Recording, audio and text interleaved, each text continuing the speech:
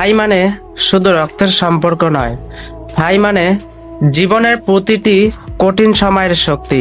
একজন ভাই সব সময় ছায়ার মতো পাশে থাকে, সে কিছু না বলেও অনেক কিছু বুঝে ফেলে। ভাই হলো সেই মানুষ যার সাথে হাজারো ঝগড়া করলেও শেষে আবার হাসিতে ফিরে আসা যায়। জীবন চলার পথে যতই বাধা আসুক, একজন ভাই পাশে থাকলে সবকিছু সহজ মনে হয়। ভাইয়ের ভালোবাসা নিঃস্বার্থ ভালোবাসা, যেখানে স্বার্থ নয়, থাকে শুধু মায়া আর দায়িত্ব।